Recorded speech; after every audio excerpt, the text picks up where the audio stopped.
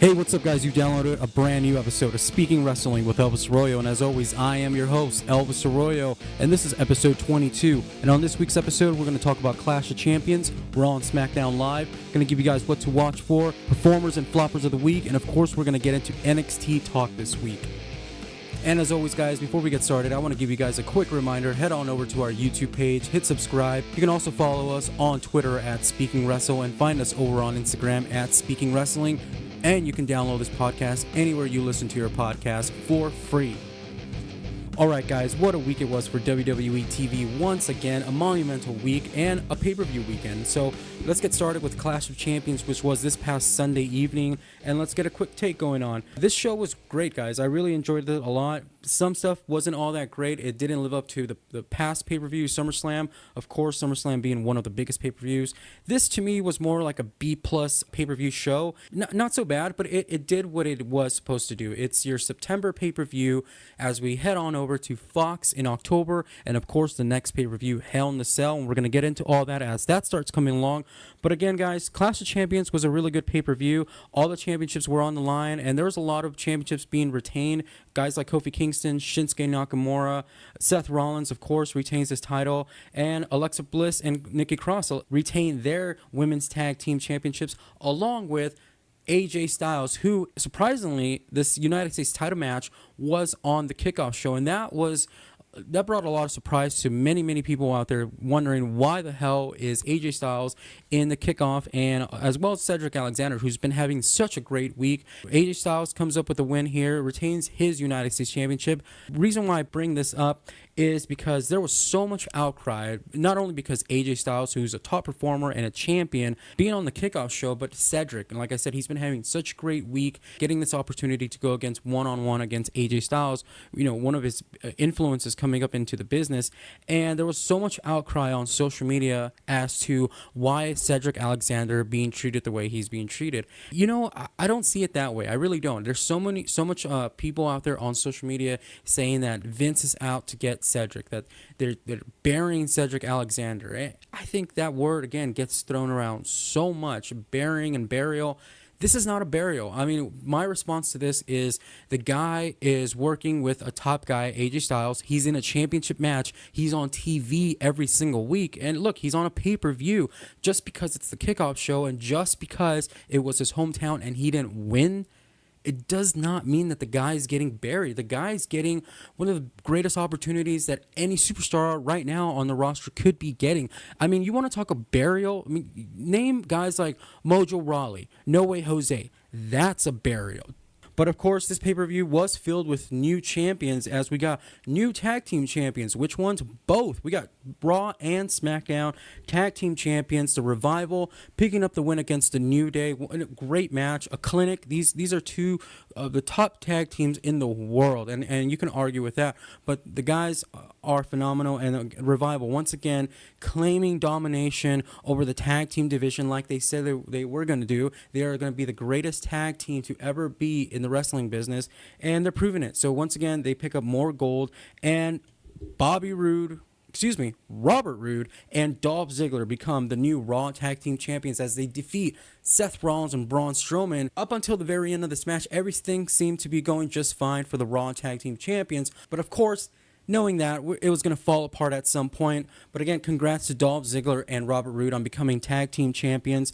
And speaking of Seth Rollins and Braun Strowman, they went on to go ahead and have a fantastic main event match. One that I didn't think was going to live up to the par, but it really did. This was a great showing. And again, Braun Strowman came up short, but the match was great and it had a great story. No shame in Braun Strowman losing. He's going to get his comeuppance, and it's going to be against a big guy, and the moment's going to feel special. So Braun Strowman, hang on in there. And Seth Rollins, at the end of this pay-per-view, was met by Bray Wyatt. The Fiend showed up on this pay-per-view. Great way to close out the show. Great way to, close out with suspense. And, of course, this leads to Bray Wyatt challenging Seth Rollins at Hell in a Cell for the Universal Championship. And it was made official on Monday Night Raw that Seth Rollins and Bray Wyatt will, in fact, compete at Hell in a Cell for the Universal Championship inside the ominous structure of Hell in a Cell. I look forward to that one. I really look forward to Bray Wyatt. This is going to be his second match since he's back as the Fiend and in a Hell in a Cell. And also Seth Rollins. I really think that these guys should go in there and blow it out of the water. I don't want to see guys falling off the cages. I don't want to see spots. I want to see a brutal match and what the Hell in a Cell is designed for. It's not a spot fest, tool. It's a cage. But other than that, everything that we saw on Sunday with Bray Wyatt and Seth Rollins, and even leading into Monday Night Raw this week with Bray Wyatt once again closing the show as he took out Kane, who came in to make the save as Raw was in Knoxville, Tennessee, and had that stare down with Seth Rollins to close out the show on Monday night. Some really good stuff. I look forward to it. And going back to Clash of Champions, the match that stood out for me, guys, was the Raw Women's Championship match between Sasha Banks and the man Becky Lynch. This match stood out for me. Again, look, I'm not saying that all the other matches weren't that great, but this one had the most emotion wrapped up into it, and the crowd really got into this one. I really felt that the emotion was there, and these two ladies went on and had a great match. Becky Lynch retained. I kind of hope that Sasha would have won this one because I think it would garner her more heat to have taken it off, a month into her coming back. Surprise Becky, maybe catch her off guard and get Becky back on that positive train and get fans behind her again, those that have fallen off of her because she's been a little bit lackluster over the summer. But again, this match stood out for me. It's a match of the night, match of Clash of Champions, and these two ladies can go no wrong. And of course, whenever they throw in Bayley and Charlotte, I mean, come on, these ladies will blow the roof off the building. And like I mentioned, this was a monumental week for the WWE, but there was a lot of returns this week, and they felt really special. We saw the return of Luke Harper in the Rowan and Roman Reigns match at Clash of Champions. Quite a surprise. I did not think that they were going to pair Rowan and Luke Harper once again, but here they are once again as a tag team and as a unit, and looks good. And I kudos to these guys. These guys are wearing metal t-shirts every week. Luke Harper was donning the Amon Amarth, and this past week Rowan was wearing a Cannibal Corpse shirt. So kudos to those guys, and shout out to Metal Blade Records. I hope those guys are getting some credit for all this. And also on Monday Night Raw, we saw the return of Authors of Pain. Well, they were in a segment in this vignette, and it was done really well. I mean, this is next level storytelling. I really like this a lot. I like the fact that they're using their native language, and also the demeanor of these guys. They are taking a more serious approach. It really seems like these guys are some hitmen. Something tells me that this has got to be a Paul Heyman idea, and as has been reported on social media by some of the dirt sheets, and I don't know why it's news, that Vince McMahon, it's not there, but Paul Heyman having more control of Monday night was felt, and I really appreciated that, because this episode of Monday Night Raw this past week was a really good one. And yes, they kind of always are coming off a pay-per-view because they're setting up new storylines and some things get freshened up.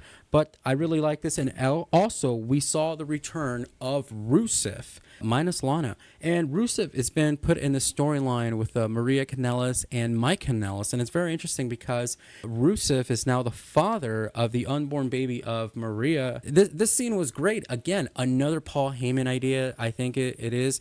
Just like this whole Maria and Mike saga that they've been telling over the past few months with their pregnancy.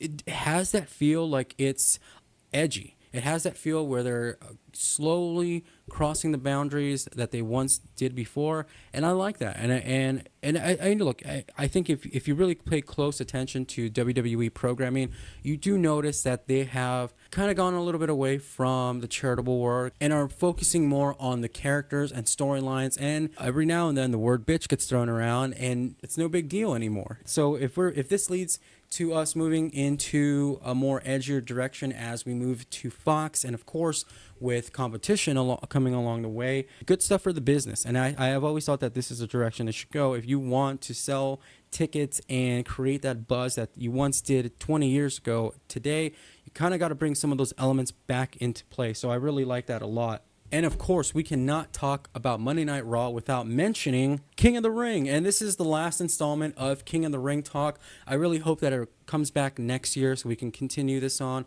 Hopefully I'll be able to trademark this. King of the Ring talk, the finals, Chad Gable and Baron Corbin here on Monday Night Raw. And this was match of the night, match of the week. You guys got to go back and check it out if you did not watch this. What a great match to close out the tournament. Also, great match for these two guys. I mean, Chad Gable, who is the ultimate underdog, and I'm so happy that he's in this position now, because I've always truly believed that Chad Gable is the next Daniel Bryan. He's the next AJ Styles in the making. He's got all the talent in the world, and he's got a tremendous backstory. It plays well into the heel of Baron Corbin, but also Baron Corbin, who throughout this tournament has just been amazing. He's been tremendous. He's been great. I've known that already, but this tournament, what it really did was just enhance all the features, all the talent that all these superstars brought in this tournament, and I really like this a lot. This match was great. Definitely match of the year quality. There was a lot of match of the year's quality throughout this tournament, which is why I praise it, and I really hope that WWE learned that bringing back the King of the Ring was a success, and hope they bring him back next year for 2020 so we can do it again. But Baron Corbin, congrats on him becoming the King of the Ring. He now joins the many, many legends and Hall of Famers that have once been named King of the Ring. So I really enjoy this a lot, and I really can't wait for Baron Corbin and Chad Gable for this to be the launching start of their careers going forward as we head on to what will be this new chapter, a new age in professional wrestling. And those two guys, I don't see them going anywhere. I see them being the standouts for WWE in the coming year. And moving on to SmackDown Live. SmackDown Live, well, it was another great show. Not as great as Monday Night Raw, but two things that really stood out for me. One, of course, was Brock Lesnar making a surprise appearance in Atlanta, Georgia, where they were for SmackDown Live this week. Brock Lesnar doing the one thing that I knew he was going to do and challenge Kofi Kingston for the October 4th premiere of SmackDown Live on Fox. And it's no surprise that I think this is a perfect move for the WWE.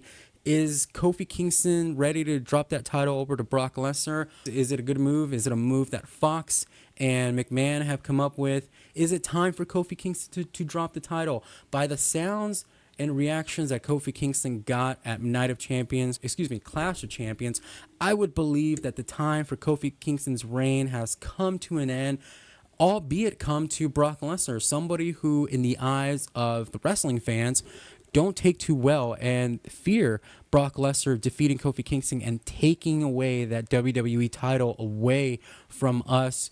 I don't think that that's going to happen. If that's your fear, I think you got to really stop thinking that WWE is out to screw the fans and Vince doesn't care about the fans and he only thinks about his guys and none of what the social media fans want to see. I don't think that's the case. I think Brock is a smart move to put the title back on him. And look, I did say that Braun Strowman is going to get that moment. And it's not going to be against somebody that we all like a Kofi Kingston or a Seth Rollins. It's going to come off someone who we want to be seen defeated by the monster among men, Braun Strowman. In this case, look, if Brock gets the title and he carries it, maybe defends it against Kofi Kingston after Kofi goes through some opponents, maybe you throw in a Randy Orton or somebody else in there, but Kofi comes through, gets a title shot one more time, perhaps at Survivor Series or the Royal Rumble, comes up short, but Brock then takes it into Mania, or maybe he takes it to the Rumble, and that's when Braun gets it. Let Braun become a transitional champion, or Braun have his moment at WrestleMania. If you're looking too much into that, you're going to get screwed by the decisions that the WWE are making on their TV show, because again, guys, this is just a TV show and you got to take it for what it is. It's not about what you want, and it's not about them screwing you. And of course, if we are talking about SmackDown Live, we cannot go without the ever-ending saga of Kevin Owens and Shane McMahon. After Kevin Owens was fired last week by Shane McMahon, out comes Kevin Owens into the crowd once again. And, this is one thing that happens. When somebody gets fired, make us believe that they're fired. Don't have them show up next week and continue the storyline as if it never happened. This to me, guys, was once again a miss, and at this point I do not care about Shane McMahon or Kevin Owens. I am so done with this. Look, this whole year has been a debacle for the Kevin Owens character, and this storyline is one of those niche storylines that it's in its own place on anywhere on the card, and you can either choose to indulge in it or take yourself out of it. And I've taken myself out of it from the start, from when Kevin Owens came back, and we thought he was going to be a good guy, Kevin Owens, only to be brought back by Vince, goes back to being Kevin Owens' show, turns on the New Day, and then comes back as a good guy. It's too many switches, and at this point, I don't believe Kevin Owens becoming the second coming of Stone Cold Steve Austin, going up against Shane McMahon, to have us all believe that this is once again another antagonist going up against the evil regime of the McMahons. So I'm out of this one. Really thought that Kevin Owens was going to be making his way over to NXT.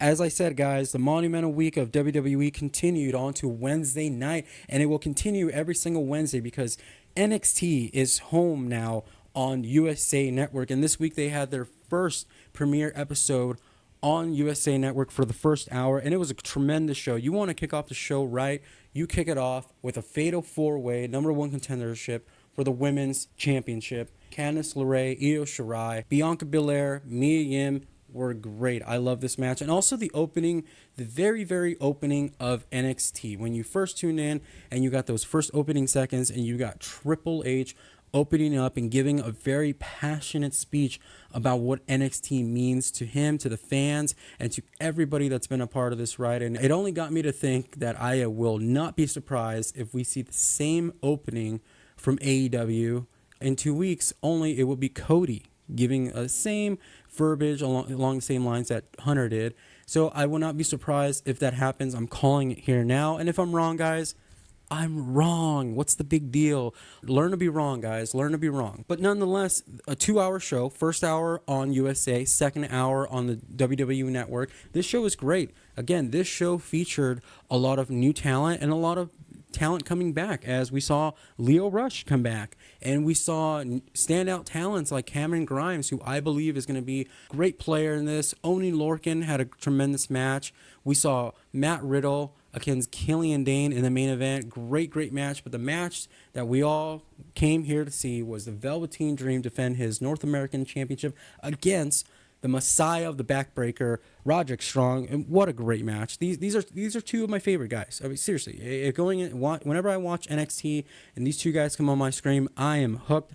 I love their work. I love their characters. And this match was, to me, a 5-star match. It felt like a true main event. It really did. It felt like a main event. These two guys worked really hard. In the end, Roderick Strong comes up with the win and is your new North American champion. Undisputed Era, draped in gold. Finally, it has happened. And the Undisputed Era takeover that I've been wanting and hope to see, since really these 4 guys came together and turned this into Undisputed Era. I was hoping that they would be the Renegades that take over NXT and run roughshod, give headaches to William Regal every single week. I love this a lot. I want to appreciate this. We also saw Imperium in this episode, and Walter being challenged by Kushida. When you think of Imperium, you think of a 4-man group going into War Games. And will there be another makeshift talent to make up a group of 4 to go up against Imperium? Would be great. I think you give us Imperium versus the Undisputed Era. What a matchup that would be, guys. Seriously, inside a War Games, I would love to see that. This is one of the greatest times to be a professional wrestling fan. I love it. I'm enjoying it. And there's so much more wrestling. And I'm going to give you guys some more wrestling on what to watch, guys. MLW is on this weekend. Check your local listings. They are on BN Sports. And now it is time to give you guys my performers and floppers of the week. This is where I give you guys my MVPs and who flopped this week. And MVP for the week is the King of the Ring, Baron Corbin. Well-deserved on the win. King Baron Corbin, it's got a good ring to it. Flopper of the week, you heard me talk about this during the show, guys. Flopper of the week for me is Kevin Owens. All right, guys, and with that being said, I want to thank you guys so much for your time. Thank you so much for joining me on another episode. Of course, I can't forget to let you guys know that go over to our YouTube page, hit subscribe. You can do that right now at this moment on your mobile phone. Also, over to Twitter and find us at Speaking Wrestle. You can also find us on Instagram at Speaking Wrestling, guys. This has been episode 22, guys. I thank you so much for the downloads. Help spread this podcast, retweet, like this, whatever you can to help us and support and help us grow. I really, really appreciate it, guys. And to everybody that's helped out along the way thus far, thank you so much. And Speaking Wrestling listeners, I wanted to save this till the very end of the show so I can talk to you about the future of the show. And starting the week of October 2nd, this show will be moving to twice a week. Yes, that's right. I will be having 2 shows once a week. I am going to be giving you guys my SmackDown, my pay-per-views, and Raw reviews on Wednesdays. And join me on Fridays for NXT and AEW talk. So if you guys enjoy this weekly show, it's going to be heading on over to Wednesdays. And we are going to still be here on Fridays talking NXT and talking AEW going forward, guys. What a time to be a wrestling fan. What a time to be a podcaster. What a time to be alive. All right, guys. You guys have a great week. We'll do it again next week. Bye-bye.